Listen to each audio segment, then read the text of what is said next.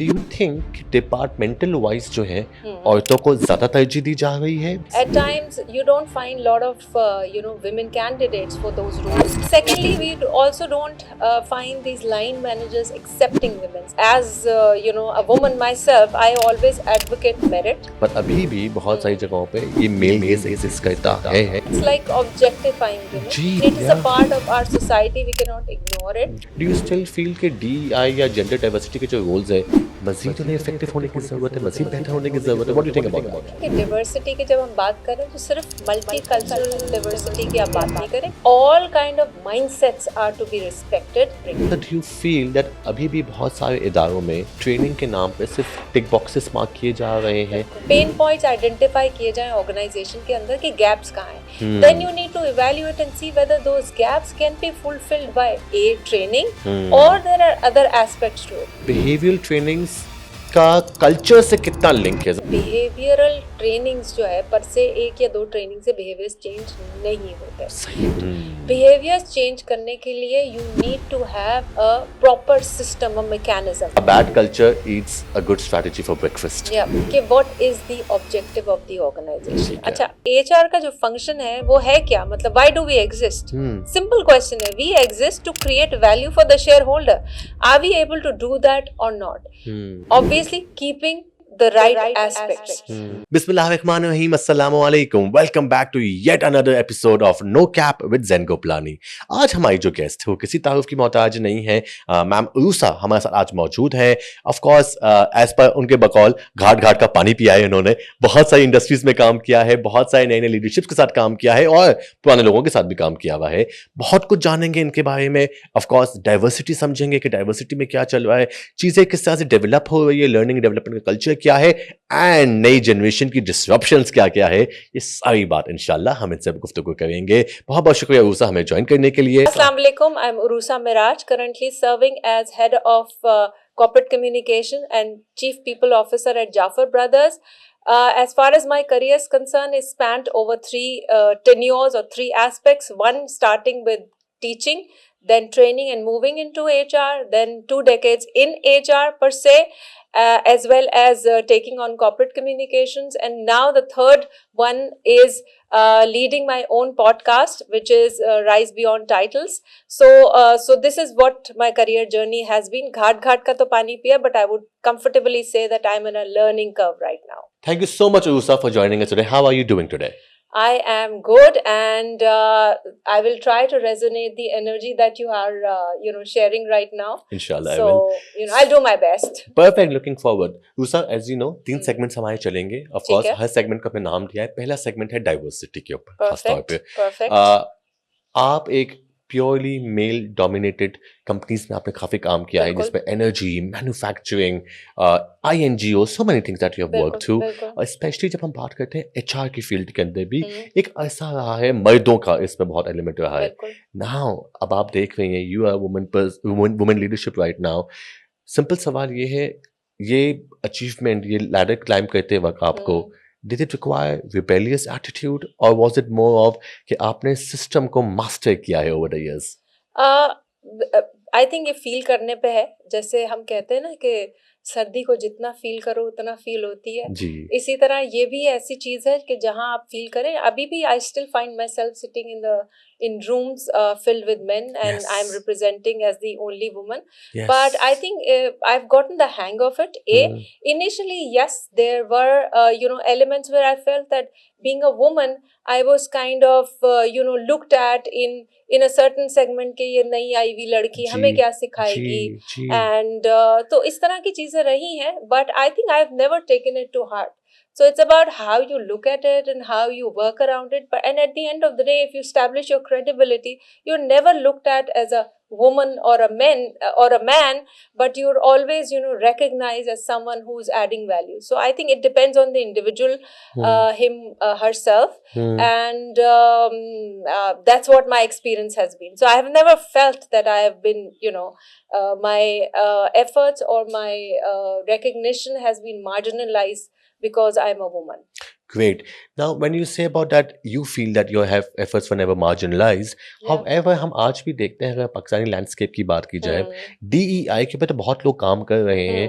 But do you think departmental wise जो है हम्म, औरतों को ज्यादा तरजीह दी जा रही है बनस्बत for example HR marketing yes हम देखते हैं हम्म, बट जब हम बात करते हैं सप्लाई चेन हम बात करते हैं प्रोक्योरमेंट्स हम बात फाइनेंस की करते हैं बात करें, फाइनेंस की बात करते हैं अभी भी रेशियो कम है बिल्कुल कम है। आपको क्या लगता है इसकी वजह एक क्या ये हो सकती है कि औरतें उस एरियाज में जा ही नहीं रही है या फिर वो विंडो या वो डोर खोला ही नहीं गया है कि we are accepting everyone to come in I think both. I think both. Okay please At times, you don't find lot of women candidates for those roles. जी And secondly, we also don't find these line managers accepting women. पहली चीज होती है लड़का चाहिए भाई, I want late hours, I want this. Yes मुझे market में दौड़ाना है, लड़की मैं नहीं संभाल सकता.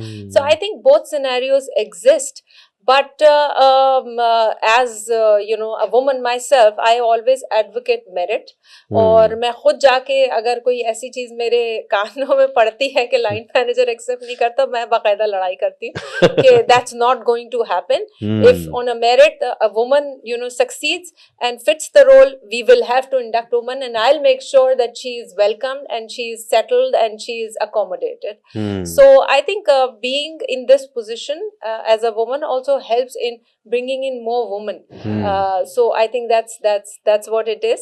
And secondly, I think both things exist, and going forward I'm very hopeful as I see a lot of women entering into various different fields. You see women on a bike. अभी रास्ते में आते हुए मैंने देखा एक food पैंडा driver एक खातून थी, वेरी और नाइस जो आसपास के जो लोग थे other drivers were looking at her at awe, thinking कि भाई ये चला रही है. तो I mean there's a lot of hope I see, and I think as the world is evolving, things will definitely change in Pakistan. इंशाल्लाह as well. अब आपने एक जो बात कही कि एक ऑ में देख रहे थे सारे के सारे बाकी राइडर्स और जितने पेडेस्ट्रियंस थे एक कॉन्सेप्ट है मेल गेज और ऑफ कोर्स आप कॉर्पोरेट कम्युनिकेशंस में भी रही हैं यू जी, अंडरस्टैंड दैट वेरी वेल एक एलिमेंट हमारे यहाँ पे जब हम डीईआई की बात तो कर देते हैं कि औरतों को आना चाहिए पर अभी भी बहुत सारी जगहों पे ये मेल गेज एग्जिस्ट करता है बिल्कुल एक करता है, अलग तरीके से देखा जाता है एक बिल्कुल थोड़ा सा देखा हिकारत जाता भरी निगाह से देखा जाता है ये रियलिटी है है. हिकारत से भी ज्यादा it's like objectifying women. Ji So it ji is there. I mean it is a Yeah. part of our society. We cannot ignore it. या I think important is that here I would recommend the younger women and the women who are aspiring to get into the professional life, that they need to take that call. They cannot sit back and say that this is not my area. And obviously the male partners and the male members in the family have to start encouraging their women to take to become independent, financially independent, mentally, morally. हर लिहाज से वो जब तक एक independent खातून नहीं बनेगी, एक individual नहीं बनेगी माशरे का, तब तक हम माशरे में तब्दीली ला नहीं सकते. तो आई थिंक दोनों को अपना पार्ट प्ले करने की जरूरत है, और जब तक ये नहीं होगा we won't be able to see that change, the rising Pakistan. इंशाल्लाह हम वुमेन्स की बात कर रहे हैं हर साल हमारे मुल्क में और दुनिया भर में वुमेन्स डे बहुत ही जोश व खरोश से मनाया जाता है माशाल्लाह. जी. मैं लास्ट ईयर की बात है 2025 की बात है मैं इंडिया के एक बहुत बड़ी आईटी कंपनी है हैदराबाद के अंदर मैं उनका एक इवेंट देख रहा था जहाँ वुमेन से सेलिब्रेशन हो रहा था जिसमें वुमेन से ज्यादा मेन बैठे हुए थे और उनको बिठा के जी. सिखाया जा रहा था, समझाया जा रहा था और बताया जा रहा था कि this is how you have to understand because True. आप साथ नहीं देंगे because you have to work together. Yeah. Do you think कि अभी भी डाइवर्सिटी की बातें तो बहुत है हमारे यहाँ पे और जब हम डाइवर्सिटी की खास में पाकिस्तान की जब बात करते हैं it's gender diversity mostly right. We are not in Dubai और कतर जहाँ पे मल्टीपल कंट्रीज के बहुत सारे लोग आ रहे हो वो डाइवर्सिटी नहीं है but gender diversity. Do you still feel कि DEI या जेंडर डाइवर्सिटी के जो रोल्स है मजीद उन्हें इफेक्टिव होने की जरूरत है, मजीद बेहतर होने की जरूरत है? What do you think about that? I would take a step forward and Please. say कि diversity की जब हम बात करें तो सिर्फ multicultural diversity की आप बात नहीं करें, because अगर हम कराची की ही बात करें जी. as a city, metropolitan city, we have multicultural awam ji out बिल्कुल there, ठीक है. बिल्कुल. Then we are talking about age diversity. We have these Gen Zs and millennials and so on and so forth. So I think all kind of mindsets are to be respected. That's where true diversity is in celebrating the different thought process. True. Now, be it coming in from another gender or be it coming in from a different set of age group. I think all needs to come under one umbrella and play a cohesive role in upbringing or uplifting the society. So not just gender, मतलब हम तो segment ही इस तरह करते हैं ना, diversity को देखते हैं जी कितनी खवातीन है, बिल्कुल खवातीन ही सिर्फ रोल प्ले नहीं करती हैं. I think all age groups, all thought processes, all different mindsets come together and play a role. That's what true diversity is. और जो डिवर्सिटी का कॉन्सेप्ट है, आई थिंक वो हमारी अपब्रिंगिंग का हिस्सा होना चाहिए, ना कि हम सिर्फ कॉर्पोरेट लेवल पे बात करें. क्योंकि अगर बचपन से उसको इंडिविजुअल को सिखाया नहीं गया कि एक छत के नीचे मिल के किस तरह रहा जाता है, चाहे लड़की हो, चाहे लड़का हो, चाहे बड़ा लड़का हो, चाहे वालदैन हो, सेगमेंट ना किया जाए, तो वो बचपन से जब तक नहीं सिखाया जाएगा, उसका बीज नहीं बोया जाएगा, तो वो कॉर्पोरेट वर्ल्ड में भी और कॉर्पोरेट लाइफ में भी उसी तरह बिहेव करेंगे जैसे कि वो घर में कर रहे होते हैं. बहुत प्यारी बात कही आपने कि जब तक घर पे सिखाया नहीं जाएगा तब तक लोगों को, बिकॉज अचानक से एक शॉक उनको भी लगता है ना कि हमने तो घरों में कुछ और सीखा था, यहाँ कुछ और हो रहा है. अच्छा, जब आप अपने करियर में ग्रो कर रही थी, multiple industries, multiple roles, multiple positions, right now you are chief people officer right now, has it ever happened to you that the women who were working with you, जब आप grow कर रही थी, ज्यादा appreciation मिल रहा था उन औरतों से, या ज्यादा था आपको लगा था कि वो थोड़ा सा इनसिक्योर हो गई थी, थ्रेटन्ड हो गई थी? एक औरत का क्या रोल है दूसरी औरत की ग्रोथ में आज के कॉर्पोरेट लैंडस्केप में? प्लीज देखिए, मैं बड़ा ऑनेस्टली बात करूं, जो मेरा अपना तजुर्बा रहा, yes, it's no cap, सुना तो मैंने बहुत कुछ है, बट सबसे पहले एक औरत का रोल मेरी लाइफ में स्टार्ट होता है, अगर मैं अपने करियर की बात करूं और एजुकेशन की बात करूं, मेरी मदर इन लॉ से. ठीक है. My mother in law was someone who encouraged me to study after my marriage. ठीक है. I was not ambitious at all. जल्दी शादी हो गई थी तो उन्होंने मुझे जबरदस्ती भेजा, यूनिवर्सिटी भेजा, पढ़ाया. उनका you need to become a professional woman, you need to become independent. माशाल्लाह. You don't need to lead a life the way that I have lived. Very nice. So she was the first woman who actually pushed me out of the house and brought that concept in of becoming independent. Mashallah. And then my fellow females, I think I've always seen that I'm kind of very encouraging towards them, and I've kind of faced the similar kind of response from my fellow women, be it in the top position or women below me. I felt that I've been able to sort of have that wavelength, that they've been comfortable enough to come and talk to me. And being a female in the HR, I've been able to attract other female in the department as well as in the organization. So I have felt that comfort with the females. So I think ये सिर्फ एक thought process है, और again it all stems from your upbringing. आपको सिखाया पढ़ाया कैसे गया आपके घर में? बिल्कुल. क्या आपके घर में वही कॉन्सेप्ट डाला गया जी ये सास है, ये फला है, ये है, ये है, ये जो है आपस में एक दूसरे को काट रहे हैं, ये एक दूसरे को साथ लेके चलना सिखाया गया? तो आई थिंक जैसा आपका तजुर्बा होता है, आप वैसे ही इन्वायरमेंट आपको मिलता है. Beautiful. So I felt very lot of encouragement from my fellow colleagues. Alhamdulillah, you're very lucky in that way, I must say. In that way, in fact, I must say that there are a lot of networks now, professional women networks, who are working towards uplifting other women, and I'm part of many. So I've never felt कि वहाँ कहीं कोई किसी को काट रहा हो, एक दूसरे को सब हेल्प ही कर रहे हो. Beautiful. With that, our first segment comes to an end. Let's move to our second segment, which is about development and the organization level. Perfect. Diversity हो गया, आप आते हैं डेवलपमेंट के ऊपर. अच्छा उषा, आपका कोर एरिया है आजकल भी, ऑफ कोर्स बहुत सालों से भी, learning and development. You head of people right now. Trainings बहुत सारी होती हैं, बहुत सारी चीज़ें हो रही होती है. Usha, do you feel that अभी भी बहुत सारे इदारों में ट्रेनिंग के नाम पे सिर्फ टिक बॉक्सेस मार्क किए जा रहे हैं, सिर्फ एक इवेंट बेस्ड ट्रेनिंग बना दिए, बिजनेस कम्युनिकेशन घुसा दिए 20 लोग, दूसरी इमोशनल इंटेलिजेंस डाल दिए 30 लोग, एंड सिर्फ एक इवेंट बेस्ड होती है, तस्वीर, तालियां बजे, सर्टिफिकेट, एंड कोई इसकी प्योर इम्पैक्ट नहीं है, मेजरमेंट्स नहीं है. Do you feel it's still happening, and if yes, why is that? क्यों हो रहा है अभी तक? पहली चीज ये कि अगर मैं अपने करियर की बात करूं, I started my career as a teacher in a school, university and then corporate. Awesome. So मैंने अपना इनिशियल जो स्टार्ट था, एचआर का स्टार्ट, वो ट्रेनिंग से लिया.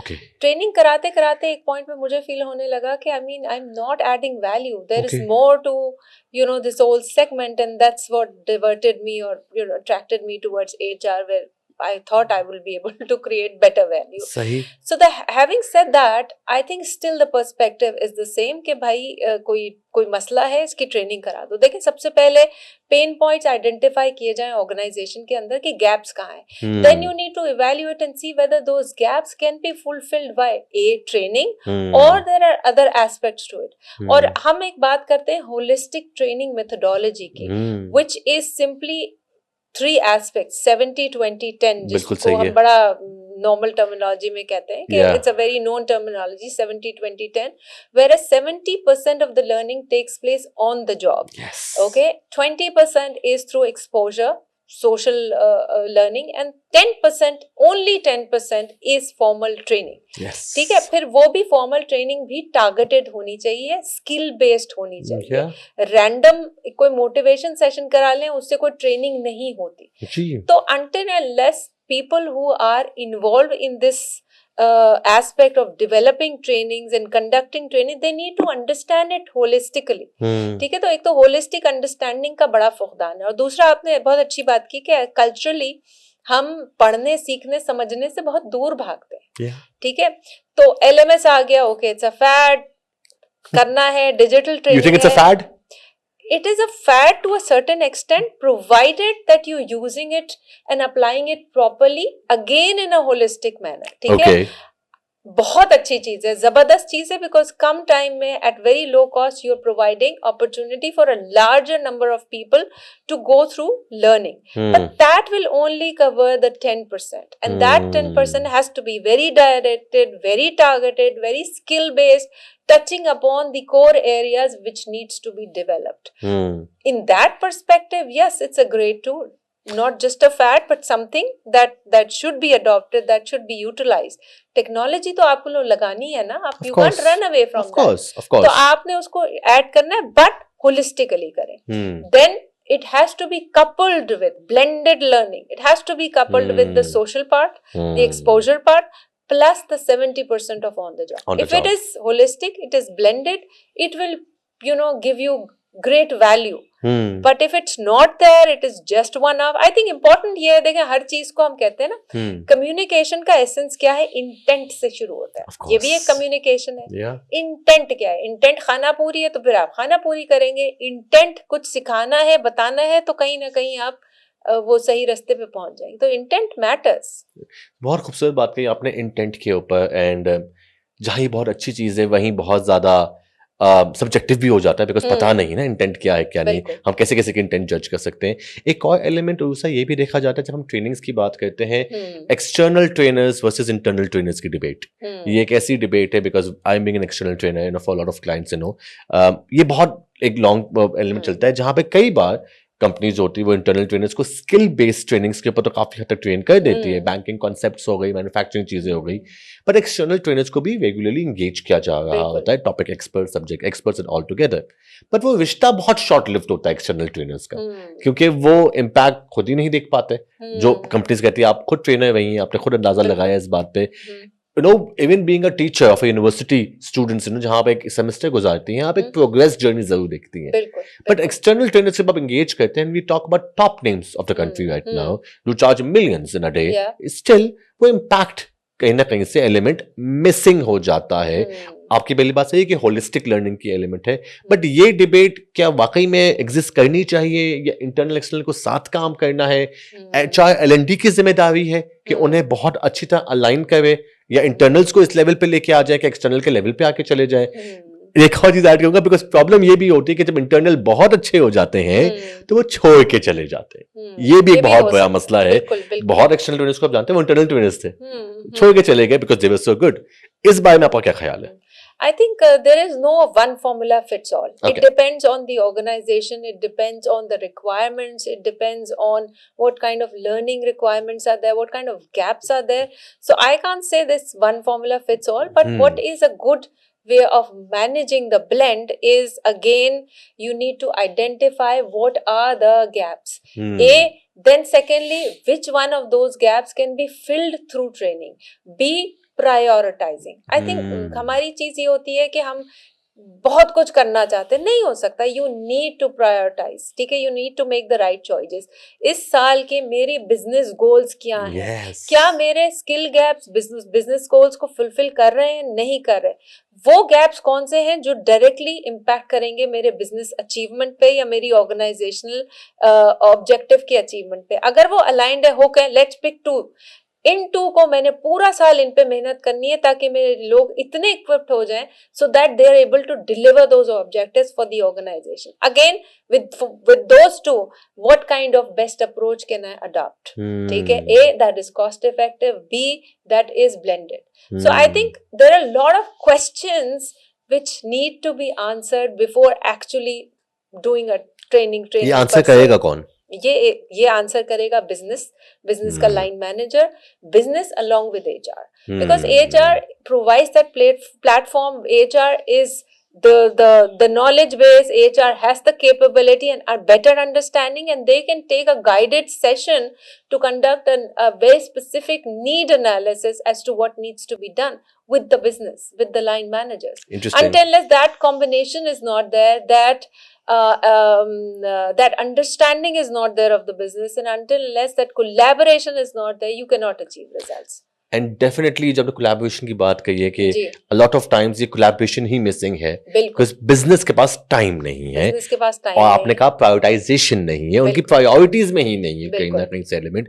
अच्छा, जहां हम ट्रेनिंग की बात करते हैं, स्किल बेस्ड ट्रेनिंग, तो ऑफ कोर्स उसकी बहुत ज्यादा टारगेटेड आप बना सकते हैं, उसके अंदर बहुत फोकस कर सकते हैं. बिल्कुल कर सकते जब आप हैं. बात करते हैं बिहेवियरल ट्रेनिंग्स के ऊपर, वैल्यूज के ऊपर, वैल्यूज जीने के ऊपर, ना कि सिर्फ वैल्यूज दीवार पे लगाने के ऊपर, वो रातों रात चेंज नहीं आ सकता. बिल्कुल. यहाँ पर चिरा जानती है, यहाँ पे आता है सवाल ROI का. बिल्कुल. आपकी सेल्स, कस्टमर सर्विस, मैन्युफैक्चरिंग की तो आप ROI आसानी से कैलकुलेट कर लेती हैं. As a chief people officer, I am sure आप भी बहुत सारी बिहेवियरल ट्रेनिंग्स करवाती हैं अपने इदारे में, लोगों की डेवलपमेंट, वैल्यूज वगैरह. एक तो इस सवाल का जवाब क्या होता है जब हम ROI बात करते हैं बिहेवियरल ट्रेनिंग्स के ऊपर, और दूसरा बिहेवियरल ट्रेनिंग्स का कल्चर से कितना लिंक है, जरा इस पे थोड़ा समझाएं हमें. पहली चीज ये कि बिहेवियरल ट्रेनिंग्स जो है पर से 1 या 2 ट्रेनिंग से बिहेवियर्स चेंज नहीं होते. सही. ठीक है, that's very important. Behaviours change करने के लिए you need to have a proper system, a mechanism, Yes. which is again blended. It has to start from documenting those behaviors that you want to see more in the organization, behaviors that you don't want to see in the बिल्कुल सही organization. है. Then you do an assessment of what behaviors actually exist, identifying the gap. Okay, Yes. what are those behaviors?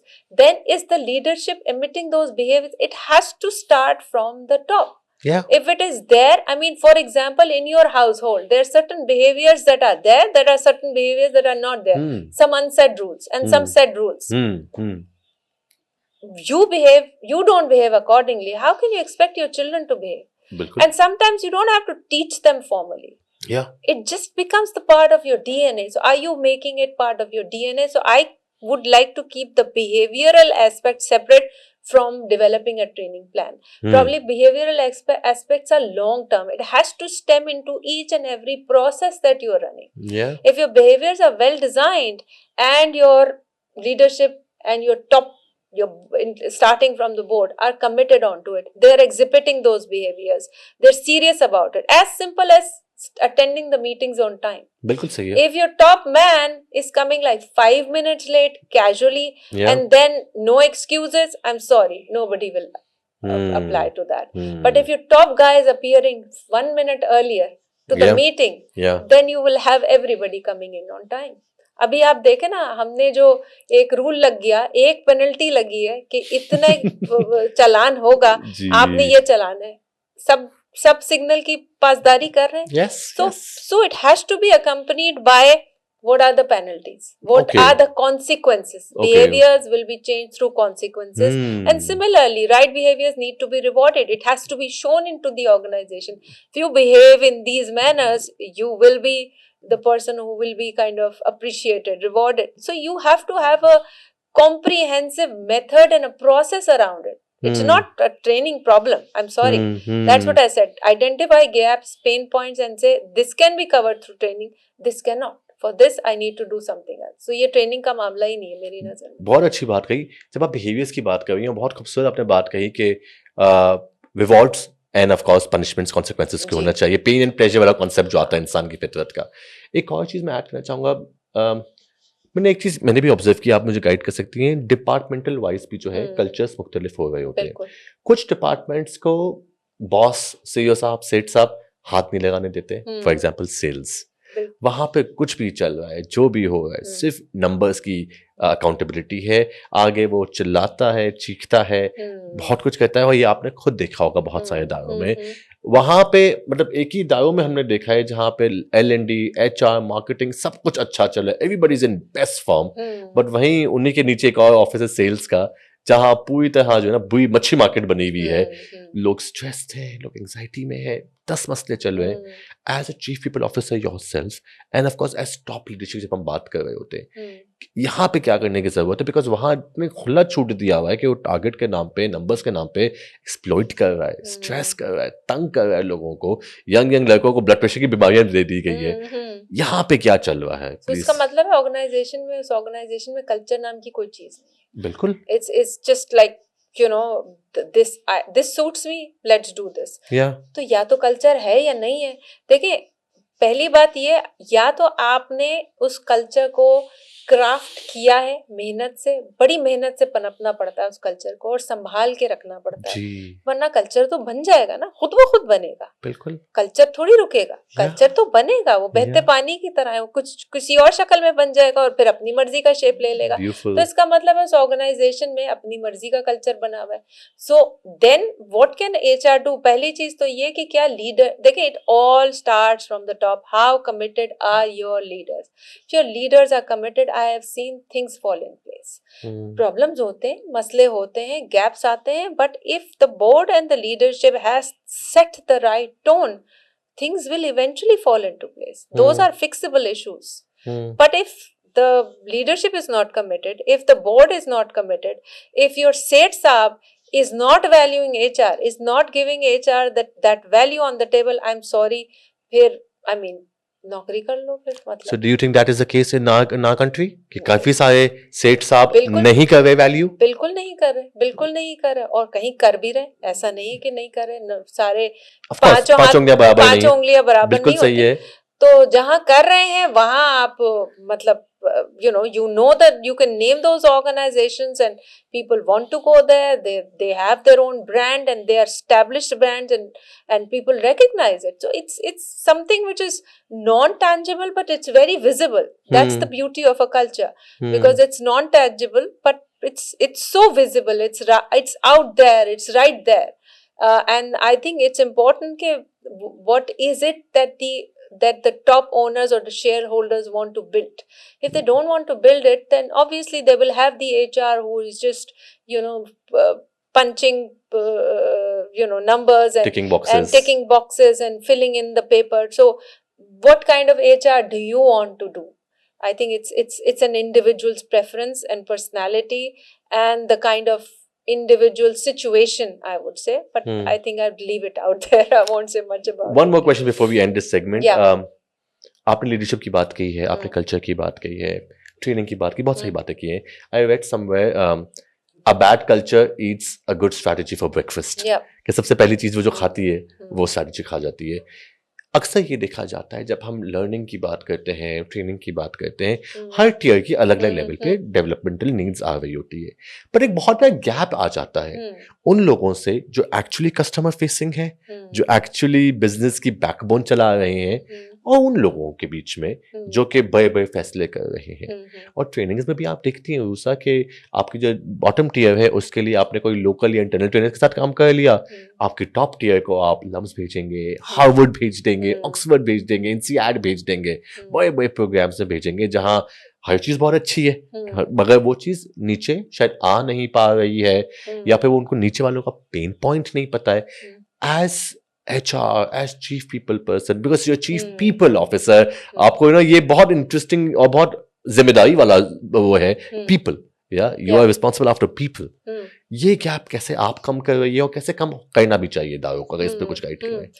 I think देखे ना, सबसे पहले तो मैं फिर वही आ जाऊंगी कोर बात पे कि what is the objective of the organisation. अच्छा, ऐसे बहुत सारे इदारे हैं जो बड़े इदारे, ऑर्गेनाइजेशंस कह लें, बहुत सारे ऐसे सेट कंपनीज हैं जो बड़ी सक्सेसफुल है, they are minting money Yes. And they don't have that culture At all. So I mean ये फॉर्मूला भी नहीं आप लगा सकते कि भाई आपका कॉर्पोरेट कल्चर है, you are following the norms and the rules and you have the best of HR and there you are gaining the shareholders are gaining their value. But at the end of the day HR का जो function है वो है क्या, मतलब why do we exist? Simple question है, we exist to create value for the shareholder. Are we able to do that और not? But obviously keeping the right aspects. तो आपका जो सवाल है कि हम जो सीनियर लोगों को आप जो है वो बहुत फैंसी ट्रेनिंग से भेज देते हैं, जूनियर्स को नहीं भेजते. Again it boils down to the culture of the organisation, how organisation places people at their positions. And this is where a strong HR who is empowered. Now, again, I'm saying empowerment will not come in by the right kind of HR head only, but it will come in with the right kind of powers or the authority that has been bestowed by the shareholders to the HR. So if the HR is empowered, we'll be able to bring some sanity to the whole system. And I think the ecosystem will have to be developed around it in such a manner that identifying gaps, identifying avenues of learning, avenues of training, and then identifying avenues of development which will not come in from sending someone to a LUMSCA course. Development takes much longer time. And then building those systems and processes in the organization which support development. I'm not saying training, systems and processes. बहुत सारे मसले हमारे उन systems और processes से भी हल हो जाते हैं जिनको ठीक करने की जरूरत है. बिल्कुल सही है. तो क्या वो system के तहत चीज चल रही है या one off चल रही है? So I think it's more, there's more to it than just training per se. बहुत छोटा segment है training. Definitely there's more to it than training per se. Let's end our second segment now on development. आते हैं हमारे तीसरे segment पे जो बात करता है disruption. और disruptions के सबसे पहला सवाल है generations के बारे में. Gen Z आ चुके हैं. आप खुद मदर है 2 Gen Zs की. आप दफ्तर में भी देख रही हैं. And of course आने वाली generation alpha है. Do you think that the organizations today are ready to accept both the generations, that is Generation Z and Alpha? And if they're doing anything right, what are they doing? And if not, what aren't they doing? Can you please? I think readiness का तो सवाल ही नहीं है. They are there. They're very much there. Whether you are ready or not ready, I mean, it's the fact. Yes. So the sooner the organizations realize that fact, the better it would be for them. And secondly, readiness बहुत जरूरी है. इसकी ये भी वजह है कि old ways of working, old school thoughts have to be kind of changed now with the passage of time, because there's only one constant going forward in life, which is change. Yes. The rest is all अब मैं तो कहूँगी immaterial हो गया बाकी सारा. So you need to keep the pace with the changing times. So I think readiness has to come in, whether you're ready or not. They are there, and you'll have to adapt fast to that change. Okay. Gen Z बहुत कुछ बोला जा रहा है इस generation के बारे में. ये नहीं करते, हम लेबल नहीं करेंगे. बट एक आध चीज जो बहुत कॉमन है कि चैलेंज बहुत करते हैं. स्टेटस को हायरार्की को, 9 to 5 टाइमिंग्स को. And what do you think, क्या ये सही है, गलत है? जेन जी की तरफ से क्या आपको लग रहा है कुछ चीजें जो they need to work on that as well? And bosses जो बैठे हुए हैं दफ्तर में, मिलेनियल्स हो गई या जेन एक्स हो गई, उनकी तरफ से क्या आपको लग रहा है जो चीज होने की जरूरत है? ये मिलाप कैसे कराना है प्रॉपर?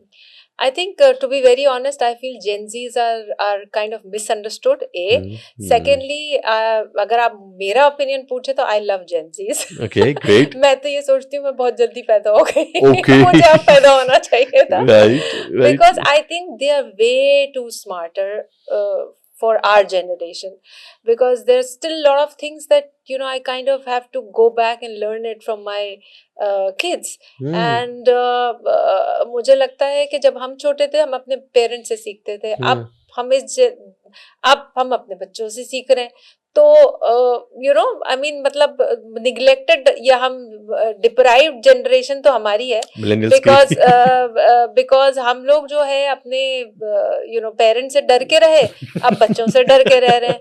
तो मतलब अब पैदा होता है तो ज्यादा फायदा होता है। तो I think they are way too smart, they are very clear, they challenge a lot of things where we could not even, things that we could not even imagine, या हम सोचना भी नहीं चाहते थे, we could not even dream of those things, they are actually taking it to materializing it, which is wonderful. And I'm at times I'm like यार ये इनके पास कितनी अपॉर्चुनिटी, दुनिया खुली, हम तो एक डब्बे के अंदर बंद थे। बिल्कुल। तो मुझे लगता है कि जेनजीज आर वंडरफुल, और अल्फा तो पता नहीं फिर क्या करेंगे, but I think they are way too smarter. And जिस तरह से वो चैलेंज करते हैं वो गलत चैलेंज नहीं करते, and because they are not very well understood, हम उनको हैंडल नहीं कर पा रहे सही से। Okay. तो मेरा तो फीलिंग ये है कि they need to be handled well, they need to be understood, and if you give them a purpose, they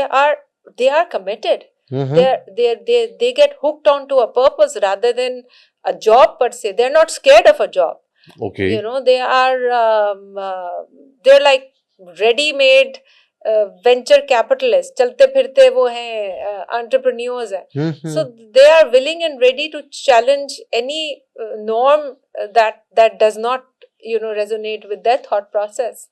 तो वर्क प्लेसेस, अगर अगेन आप चीफ पीपल ऑफिसर ही हैं, जेनजी आ गए हैं आपके पास, अगर वर्क प्लेस में अगर मैं आपको पूछूं उस समय भी 3 to 4 changes that you want to recommend to all other viewers जो मैं सुन रहे हैं, देख रहे हैं, क्या चीजें दफ्तर में आज बदलने की जरूरत है जेनजी इंक्लूसिविटी लाने के लिए?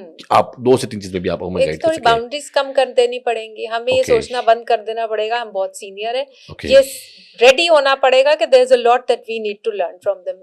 Correct. सेकेंडली ग्रोथ उनको बहुत तेजी से देने पड़ेंगे if we Okay. Really want to reap the benefits of this younger generation and high energy resources.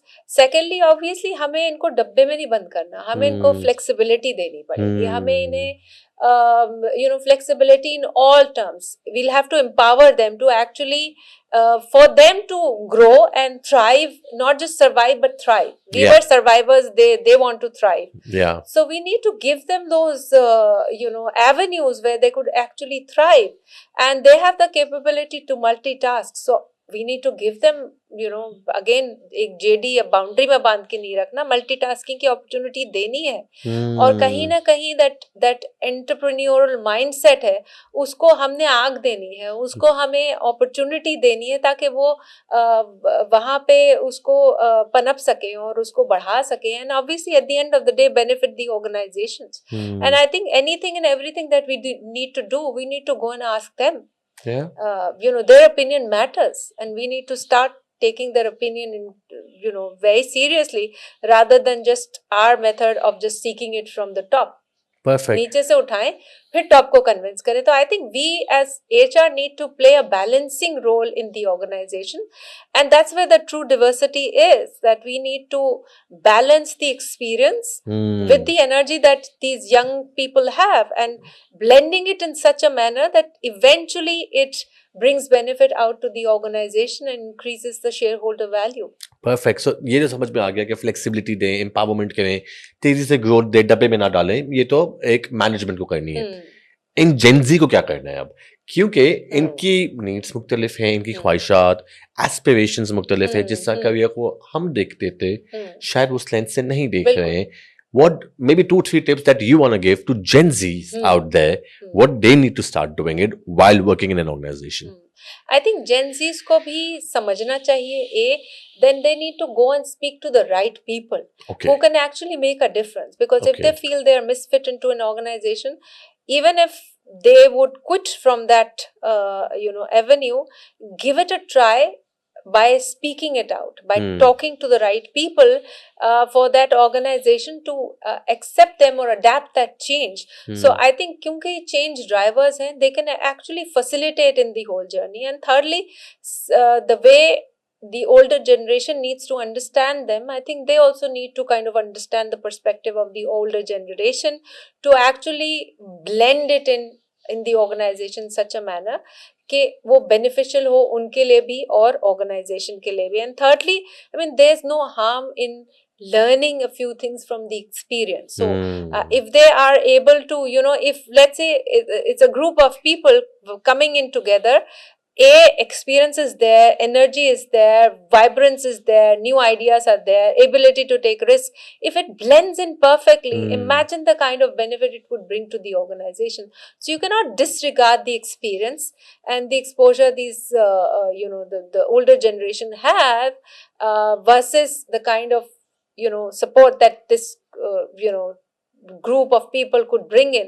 And definitely they are more tech savvy. Yes. And that's where the older generation needs to learn. So what if you start sharing and blending it in such a manner कि technology का जो फायदा है वो older generation को मिल जाए. Their thoughts and their agility can actually bring in a lot of value. Beautiful. अच्छा, जब हम Gen Z की बात कर रहे हैं वो सिर्फ बॉटम लेवल पे ही नहीं, मिड लेवल पे नहीं, सीनियर लेवल पे भी आ रही है. बिल्कुल. In terms of traditional businesses जहां सेठ साहब के बेटे, सेठ साहब की बेटियां आ रही है. अच्छा, वो कैसा ट्रांजिशन देख रही हैं आप मार्केट में? बिकॉज हम बहुत सारी कंपनीज के न्यू और यंग सीईओज देख रहे हैं, 25, 26, 28 तक में इंटरव्यूज देखे बड़ी बड़ी कंग्लोमरेट्स के, बड़ी सिटी कंपनीज के अंदर. वहां क्या चेंज देखने को मिल रहा है? Because apparently with my experience I have saw a lot of जो उनके नीचे लोग थे बोर्ड के या फिर सी लेवल के, वो कई सारे जो थे वो बहुत सीनियर लोग थे और वहां से फिर अलग रेजिस्टेंस आना शुरू हो गई ऑलटुगेदर. वो कैसा देख रही हैं आप? वो कैसा हो रहा था? उस पर गाइड करें हमें. I think it's good that younger generation of these states are coming in and bringing about that change. साथ में देखें, change हमेशा discomfort लेकर आता है. It is discomforting for the older lot to feel threatened and to feel as if their boundaries are crossed और वो उनको वैसे काम करने. तो I think as I said, the only constant is change. So जितनी आपकी वर्क फोर्स में या इवन आगे थ्राइव करने के लिए जो सबसे इम्पोर्टेंट स्किल है going forward is your ability to adapt and your agility. I think ये दो चीजें तो बीट आप कर ही नहीं सकते. अगर ओल्डर जनरेशन वो अडेप्टेबिलिटी नहीं दिखाएगी, एक्सेप्ट नहीं करेगी चेंज को तेजी से और इतनी एजिलिटी नहीं दिखाएगी, they will cease to eventually exist, they will fail. ठीक है. और सिमिलरली वो जहाँ तक हम एजिलिटी और एनर्जी की बात करें, उसके साथ साथ वो ठहराव नहीं लाएंगे जब तक यंगर जनरेशन, तो वो ब्लेंड नहीं कर पाएंगे. So I think both will have to have their ways of working, but definitely there is much more that the older generation has to learn than the younger generation, because probably they are working fast and they will succeed और वो आगे निकल ही जाएंगे. तो catch up तो पीछे वालों को करना है ना, आगे वालों को कैचअप नहीं करना, हमें करना है. तो हमारी जनरेशन को ज्यादा सीखने की जरूरत है, टेक सेवी होने की जरूरत है. We are the ones who need to catch up, to be very honest. Last सवाल इस डिसरप्शनल सेगमेंट का. 3 ऐसी चीजें जो आज वर्कप्लेस पे एग्जिस्ट करती हैं बट आपको मालूम है फ्यूचर में चली जाएगी, they know longer will exist. Any 3 things you think जो चली जाएगी? एक तो सिंपल ऑपरेशनल रिसोर्सेज जो हैं वो आगे चल के नहीं होंगे, एआई बॉट्स होंगे आपके पास. बिल्कुल सही है, ठीक है. टेक्नोलॉजी आ गई. सो वो टेक्नोलॉजी आ जाएगी. वर्कफोर्स स्किल्स जो आज सबसे ज्यादा जरूरी है हमारे पास, वो बहुत सारी ऐसी स्किल्स एक्सटेंट हो जाएंगी, नई स्किल्स इवॉल्व हो जाएंगी. So are we a future ready organisation working and investing on those skills और नॉट? और तीसरी चीज ये कि आई थिंक सेंटिमेंट्स और पेस ऑफ चेंज बहुत बहुत ज्यादा फास्ट हो जाएगा. So the skill that will remain would be the emotional intelligence and the ability to remain human, and at the same time have that very fast or agile self of human who can quickly adapt to change. So जितना आप उस context में smart होंगे उतना ज्यादा आपके लिए opportunity होगी थ्राइव करने के लिए. सो मुझे तो ये फ्यूचर ऑफ वर्क ये नजर आता है. लवली. इसी पे हम अपने सेगमेंट को एंड करते हैं. लास्ट क्वेश्चन उषा, 3 एडवाइजेस 3 मुख्तलिफ जनरेशंस के लिए. एक सेठ साहब के लिए, क्या रिकमेंड करेंगी आप? हाँ, दूसरा, people of mid tier level हाँ, हाँ, जो कि मैनेजर्स हैं मगर बड़ी बड़ी टीम मैनेज नहीं कर रहे हैं, और तीसरा हम्म, वो जो वर्क प्लेस पे अब एंटर होने वाला है। ओके, अलग 3 एडवाइजेस 3 लोगों के लिए क्या करेंगी? ठीक है। पहले तो सेठ साहब के जी। लिए एचआर को अपना काम करने दे। Trust your people, you've hired experts, either you haven't hired experts and you don't trust them, तो फिर हायर ही ना करें। लेकिन if you've hired experts, trust them and let them do their job. Great. Then secondly, जो mid tier पे है, I think mid tier के लिए तो वो प्रॉब्ली एट कस्प है, मिलेनियल्स भी हैं उसमें, और आपके जेन जीज भी आ गए हैं। सो आई थिंक उनके लिए ये है कि अपने नीचे वालों को और अपनी स्किल्स को बहुत तेजी से डेवलप करें, identify future skills and get your team geared up for those future skills and your self also, otherwise फिर वो नीचे वाले आगे आ जाएंगे आप। एंड सेकेंडली, एक मैनेजर का सबसे जो इम्पोर्टेंट काम होता है वो उसकी सक्सेस तब होती है जब उसके नीचे टीम रेडी हो। Of course. ठीक है, तो अपनी नौकरी नहीं बचाना, टीम रेडी करना है, आप खुद ऊपर चले जाओगे। और तीसरी चीज, जो मार्केट में एंटर हो रहे हैं उनके लिए तो आई थिंक ये है कि अपनी एनर्जी, एबिलिटी, एजिलिटी आपको साथ भरपूर लेके आनी है। You have to find purpose in what you are doing, stick to it, stay aligned to it. If you don't think that a particular job is not aligned to your purpose, quit and move to something else. So these are my Lovely. advice. Thank you so much. It was a pleasure having you. I guess I had a lot of fun. बहुत sorry no cap conversation हुई आपके साथ, बहुत कुछ हमें सीखने को भी मिला, एंड आई एम श्योर हमारे व्यूअर्स को भी देखने को मिला होगा। इंशाल्लाह। सो दोस्तों, ये था हमारा आज का एपिसोड जहां हमने बात की डाइवर्सिटी, डेवलपमेंट एंड डिसरप्शन की। फिर मुलाकात होगी अगले किसी पॉडकास्ट में एक नए गेस्ट के साथ, एक नए टॉपिक के साथ। Thank you so much, thank you so much, thank you so much. Thank you, Zen. Perfect. It was nice talking to you. Likewise.